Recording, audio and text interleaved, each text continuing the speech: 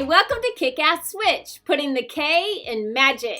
I'm Joanna DeVoe, and you are watching another episode of Every Which Way. This time featuring Jenna Caprice, the kick-ass creatrix of WiTCH Parlour.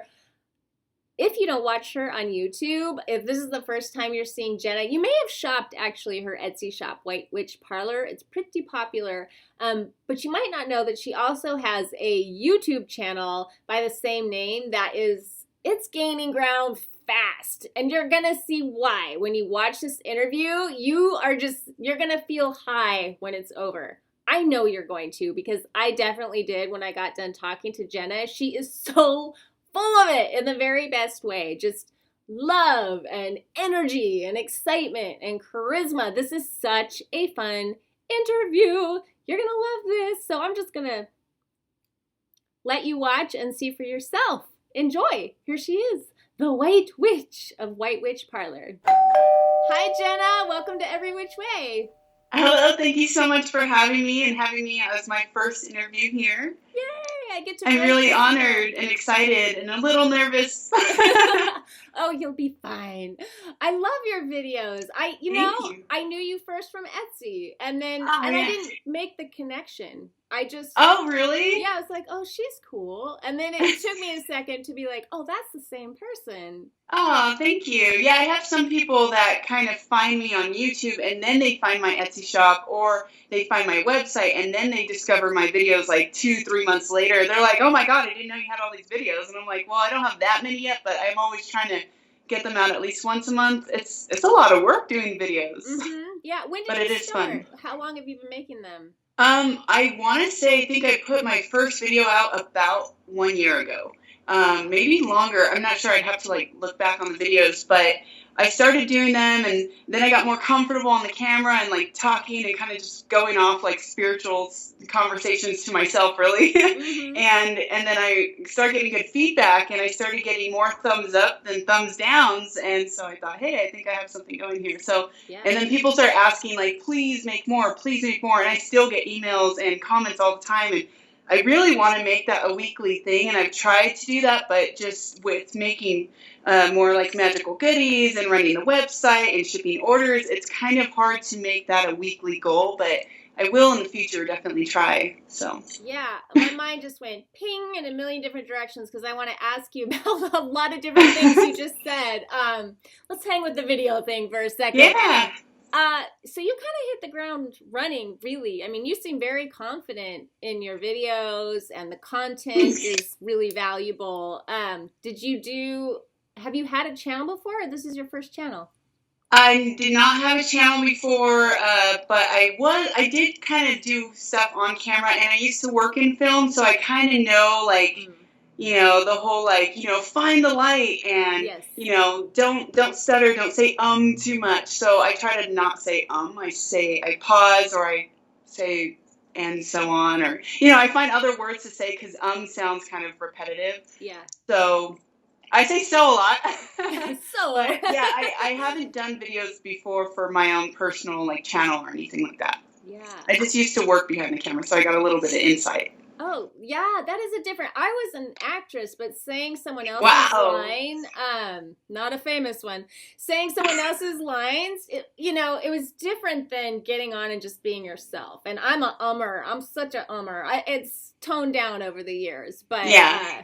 It takes practice because we say it so much when we're generally talking to people. So when you're on camera, it's almost a little bit starstruck, you're you freeze, you say, what do I say? So when you're pausing, you're naturally trying to fill that void of conversation and saying or and or something. So yeah, was this part of your business plan? Because it goes so beautifully with your shop. Thank you. It was.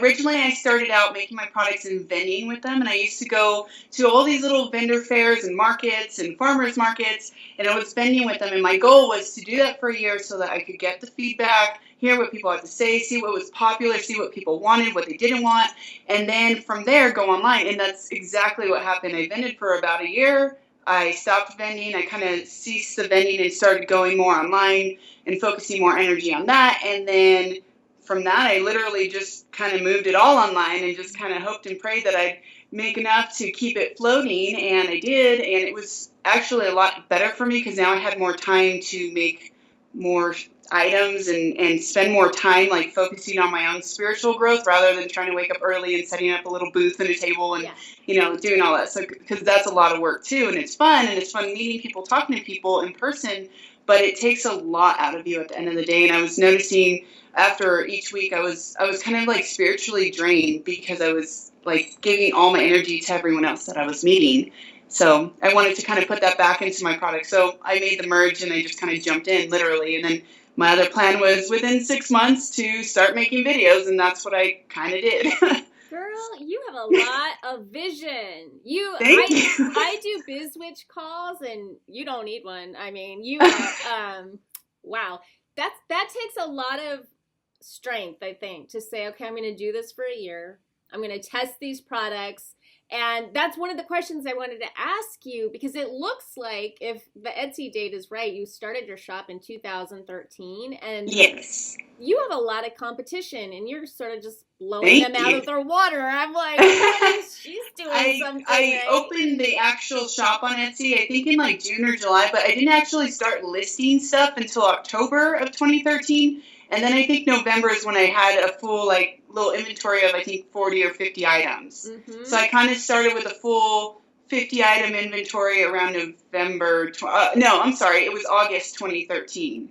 So I think that's when I started going back fully online, August or October or something like that. Wow, and you're doing so well. Do you think Do you think that year that you spent really like connecting with people and what they want, that's why you kind of showed up ready to go?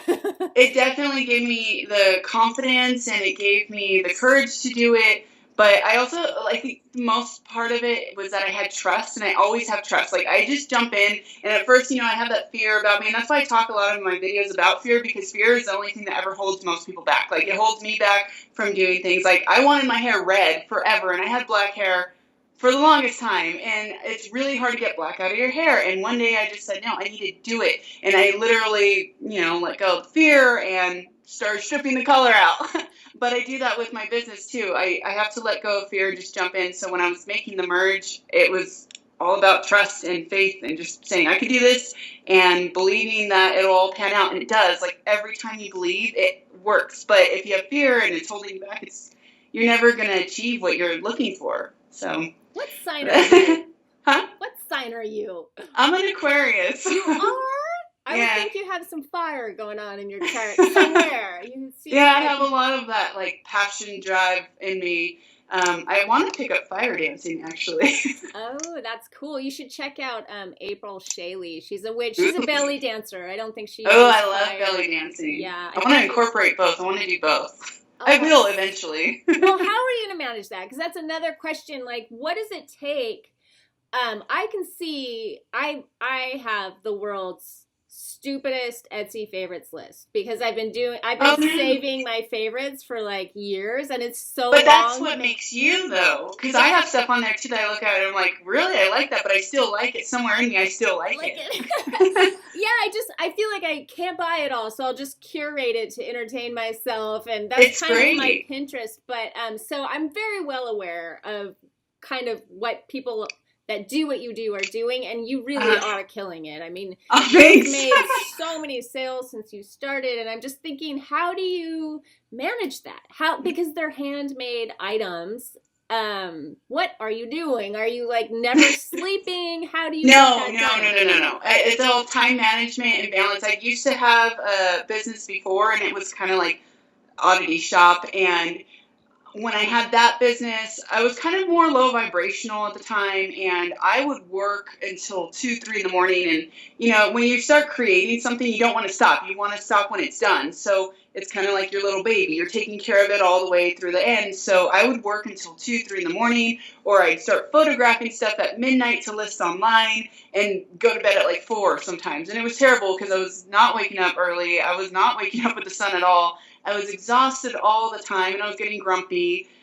So when I had kind of stopped doing that and started making my whole full transition of spiritual awakening and spiritual growth, I decided with this business, I really need to find my balance. So I try to take off my weekends. I try to have Saturdays and Sundays off. We go out and do stuff, me and my husband, or we just hang out at home. It's hard for me personally to be at home because I work at home. So if I get that artistic idea, I'm going to want to go start making something or start making graphics. So I try to balance it. So usually like Mondays and Fridays, I ship out all the orders.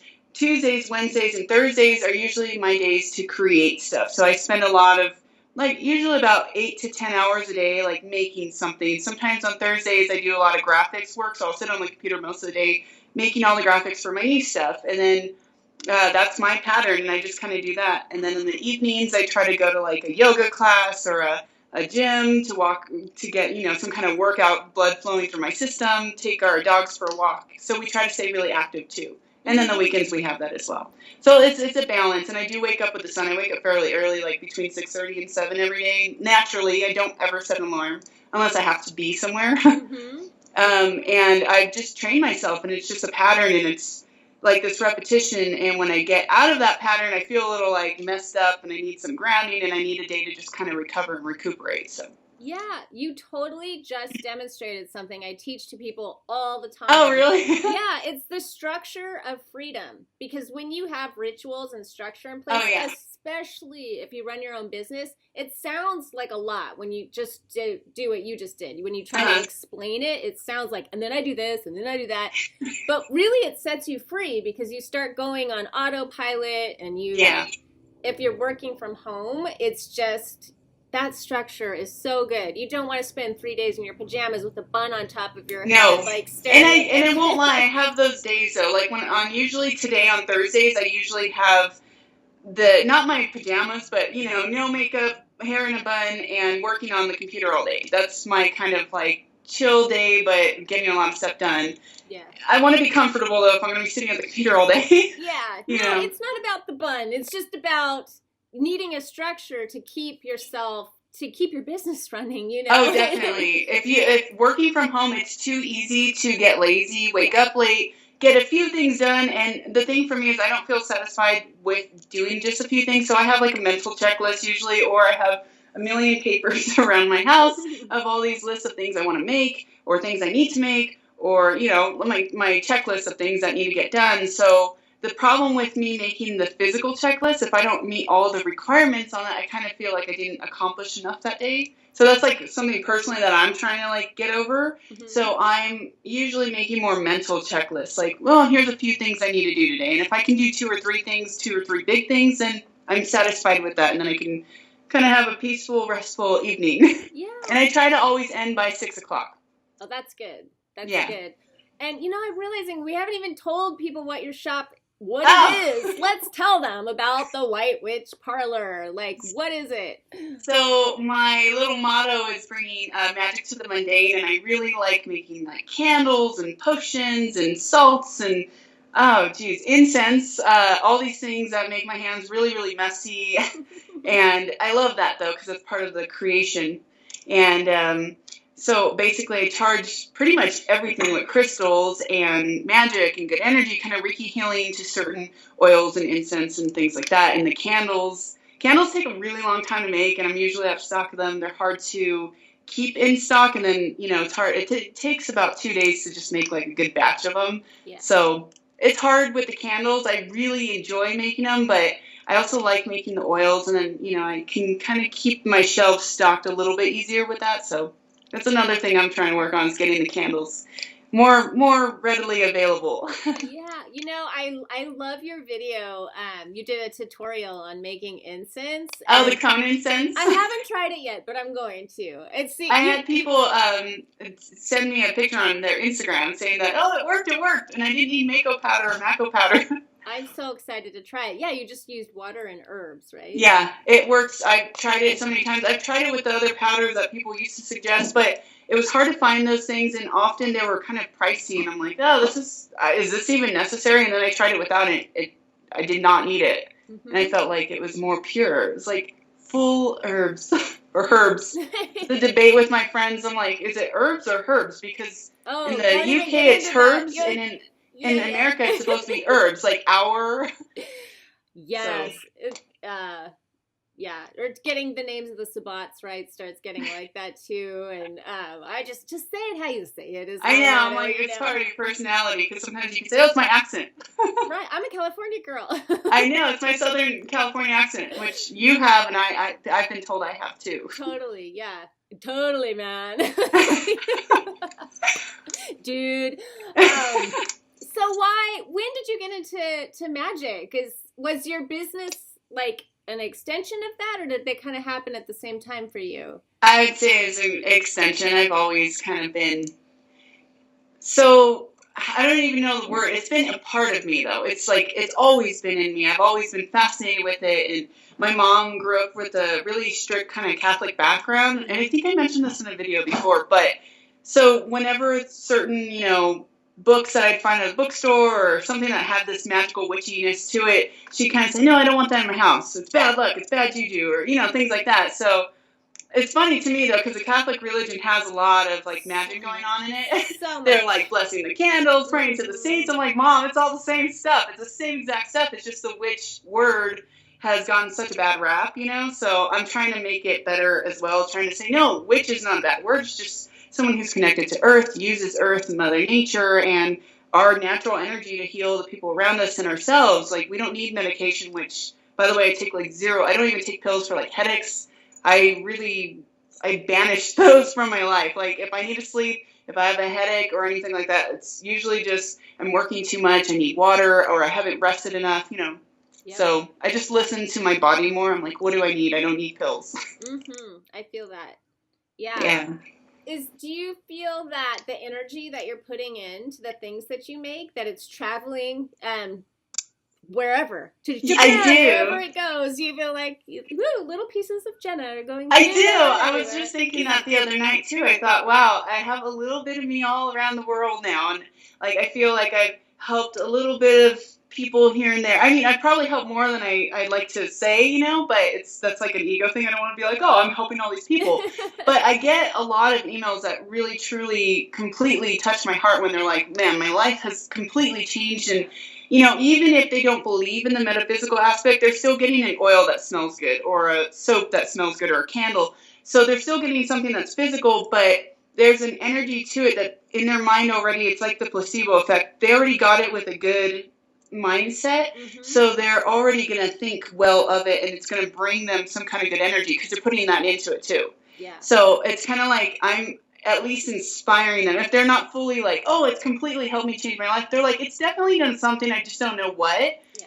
The fact is they've already opened that door and now they're believing. So I love that because now that's going to eventually change their lives. It might take years because some people are really stubborn and they've been raised to live a certain way and they've kind of conditioned themselves to live a certain way. So it takes a while for most people to open up to something greater and more spiritual and beautiful. But I do feel like I have helped a few people in the world. So it makes me really happy to know that my stuff's kind of everywhere. And when I get pictures, it's really cool when I see like a shelf and they're like, look at your stuff on my shelf. And I see like a few of my little oils or incense on there. I always get really excited and I show my husband. I'm like, look, I'm a little kid, really. I get excited over that stuff. Yeah, so. We live in such an awesome time that we can do this. I know. And I've been talking a lot lately about this idea of the village witch and how we live in a global village now. And I feel like you really embody that because what does the village witch do? She helps people. She's there to be of service and to help people. And then when you throw YouTube into the mix and Etsy into the mix, it's like, I don't know, the reach is just, who knows how many people are watching videos and not commenting and not reaching out. That's what my husband tells me too. He's like, there's a lot of other people, because I do the same. I watch a lot of videos. I don't even comment or thumbs up. I just watch them and I'm like, oh, that's cool. But I don't always take the time to unless it's something that really spoke to me. I'm like, this is amazing, right. Then I'll leave my comments or my thumbs up. But it is pretty amazing that we're all connected now. We've always been connected, but now we can see it. Like, it's something physical and tangible that we can see in front of us. So it's really, really awesome. And it is cool to live in that age. Right? It's so great that, you can have the job that you have. Like, you get to create something really out of thin air. I just think that's every day I wake up and I'm like, I'm so blessed. This is my job. I'm an artist. Like, I'm just an artist. Like, I'm just an artist making stuff that has positive energy. Really, that's all it comes down to. I haven't actually had a real job since like '07 or something crazy like that. Because when I worked in film, I was just working gigs here and there. You know, I work a gig and that, I was a production designer. So I'd like do this and do that and design stuff, which was really fun all on its own because I was always designing. But it was designing for someone else and on their standards and their time, and you know that got to me real fast. Wow, I mean, you have really answered the question of why your shop is successful a number of times. Thank you. It's the structure, it's your background in production design. Obviously, that's why your stuff is so beautiful, and it's also, I think, your joy. Like I know people feel that. I know they do. Thanks. Like. That comes across even in just a picture of some incense. I swear there's some people just feel like they don't know why they're gravitating towards that one, but I do think there's an energy to it. The person that made it, you know, there's love in it. Well, I take pride in everything down to the pictures and the editing of the pictures. And, you know, when I write up my little write-ups for all my products and what they mean and what they do and how they can help you, like, I'll sit there, and if something's not coming to me right away, I walk away for a little bit, go get something to drink, and then all of a sudden it comes to me, I'm like, hey, that's what I'm writing. That I just channeled it, or, you know, however I want to call it, but I start writing, and then when I start writing, it turns into like 3-4 paragraphs. I'm like, oh, I could have made it really short and sweet, but I get all detailed, and I just like, especially because the way I look at it is like someone who doesn't know anything about the craft or anything about metaphysical or spiritual anything. I want them to read it and feel like they learned something from it. Yeah. So even if they don't get it, which I don't mind, maybe if you find the videos from it and learn from the videos, they learn about maybe a few crystals that I put in, and they're like, oh, that's what, you know, aquamarine does, or that's what citrine does, you know, things like that. It might stick with them, it may not, but if it resonates with them, it will. So it's another way I help people, hopefully. So cool. What does your husband think of all this?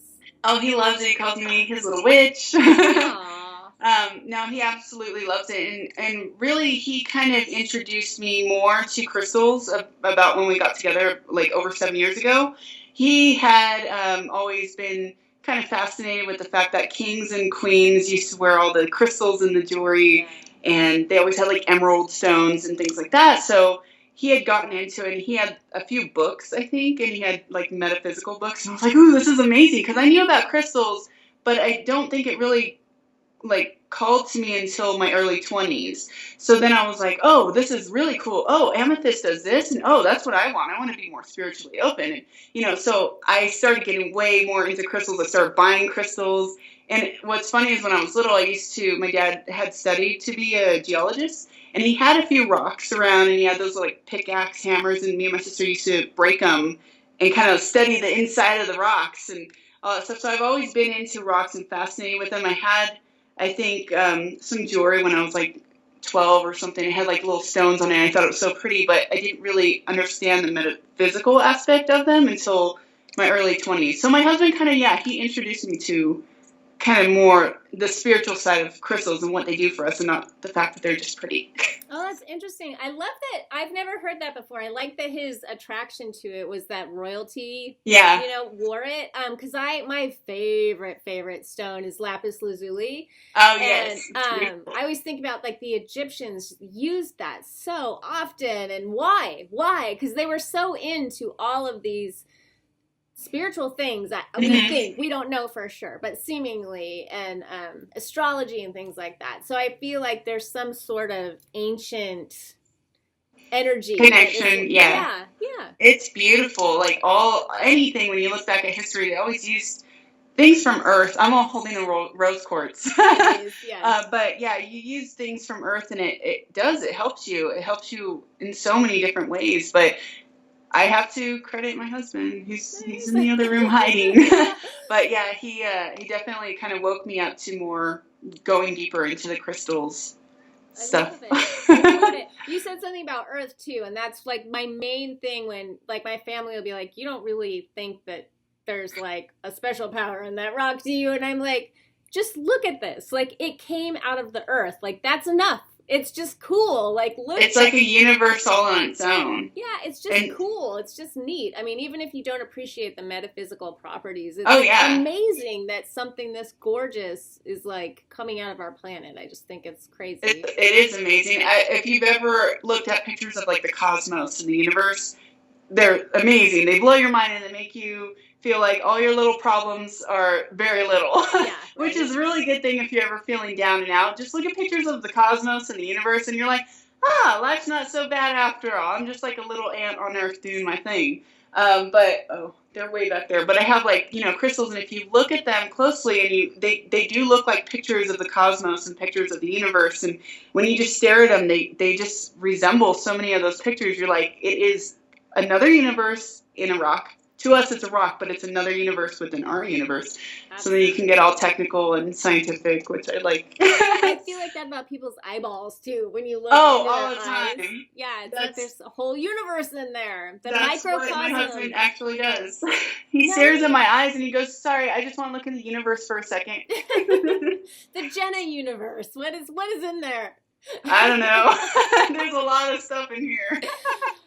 Yeah. Well, I'm so cool we got to talk. I'm so glad we got to talk about some of it today because I'm really enjoying, like, I sort of found you late, I think, on YouTube, and I just kind of binge watched in a row. I feel like it's early still. I mean, I don't think I have that many videos yet, and like, when you see these other beautiful spiritual beings that have like thousands of videos, well, they've probably been at it for like 5 years or something, but it's still early, so thank you for reaching out to me and, contacting me and binge watching all my videos, because that's really a big compliment, because I'm like, oh, wow, someone's watching what I'm doing. Yeah, a lot of people are watching. I just think it's fascinating when someone, because it takes time usually to build up an audience, but your audience just seemed to really find you right away. I feel like they're all my soul spirit family, like you, everyone that's part of, like, I think today I might hit 24,000 fans on Facebook, but I don't like to say fans. It's like they're my family. They're like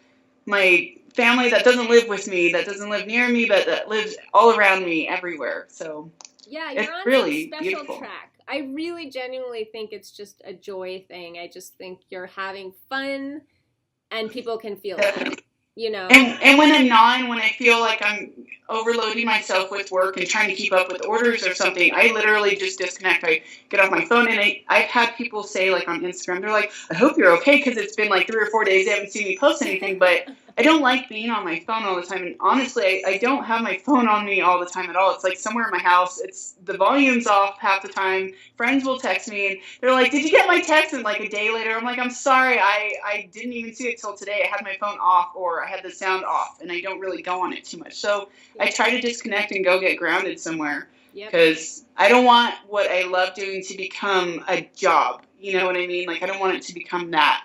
Like, oh, I gotta wake up, I gotta make these candles. I don't ever want it to become that. So whenever I feel like I'm getting too tired or burnt out, I stop. I take like a couple days off, and that's the beauty of the freedom, is that I can do that. Mm-hmm. I'm so blessed to be able to say, I'm not gonna work today. Yep. So, I feel the same way. I do all those things as well. That's beautiful. It's self-protection. People talk about psychic protection when you're on the internet. I feel like you need to step that up even more. Yeah, it is really cool that we're able to do that. And that we have the internet, that's such a big blessing. Because if I lived in a little village somewhere in the 1600s, I'd probably open up a little shop with a little, like, grass thicket roofing, and I'd probably sell little apothecary jars. Yeah, and you're doing it. You're just doing I am doing that, but then I'd have to be open, like, hours, like 9 to 5. And I don't want to do that. Right. Now you can just be like, click. We're closed. Yeah. We're closed.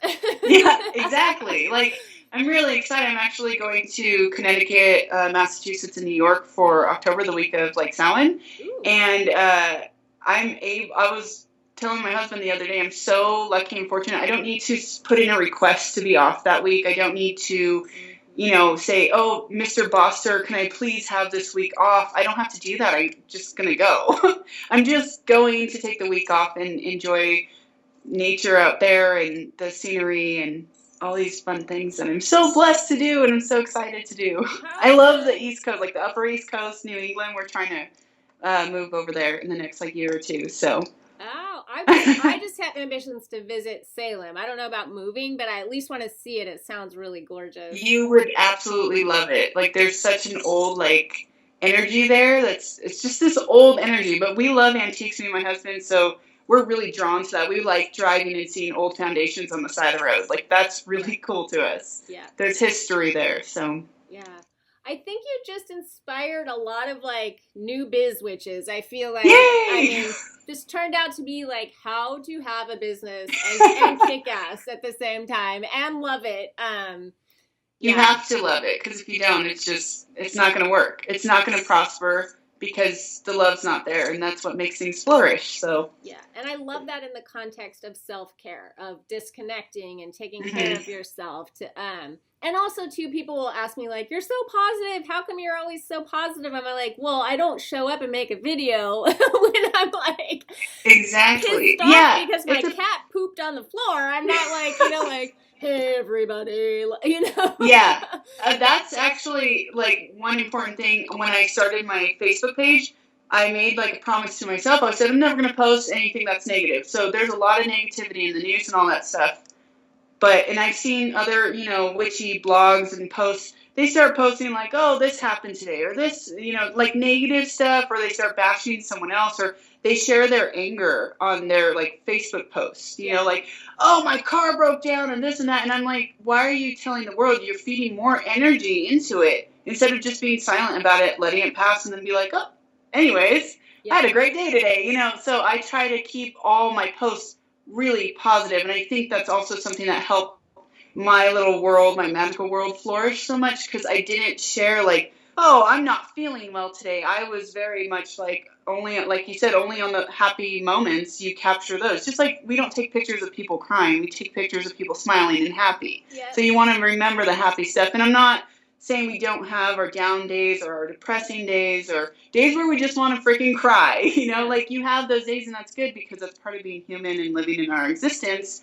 We're taking on so much of these emotional, like, ups and downs that we need that release. We need to release, and we need to let go, and that's what keeps us really healthy and grounded. And if you don't, then you hold on to anger, and that just makes you sick. Yeah. I think I appreciate that in terms of, like attracts like, and drawing the crowd around you, especially if you have your own business, but just in general for everyone. But I also appreciate it on this level of the word witch has become more accepted, I think, in society. Yes, definitely. But it's still very, like, people are afraid of it. And I don't want someone for the first time that they go looking to see what these YouTube witches are up to, for example, landing on some witch war where people are, like, talking shit about each other and arguing. I'm like, please don't do that. Like, it's just like, I don't know, represent in a way, because we're sitting here saying, no, it's beautiful. It's about nature. It's about, creating your own reality. And what kind of reality are you creating if you're doing that? Yeah, exactly. And I know, because I've lived that life. I used to smoke a pack a day. When I was working in film in the beginning, I lived in Hollywood. So I lived that Hollywood life, partying with the rock stars, smoking a pack a day, sometimes more, drinking probably 3 to 4 times a week, that's a lot. Like, for someone, that's poison. So really, I was living that low vibrational life, listening to heavy metal, rock and roll, all that stuff. And I know what that vibration is. I understand, and that's why I always think that's why I had to live it, so that I can understand it. So I really understand that dark side. I really understand the light side. Because, now when I listen to music, I choose not to listen to heavy metal or anything like that. I listen to bluegrass and Lorena McKenna and, like, kind of happy, like, positive, like, Indian music, stuff like that. It raises my vibrations.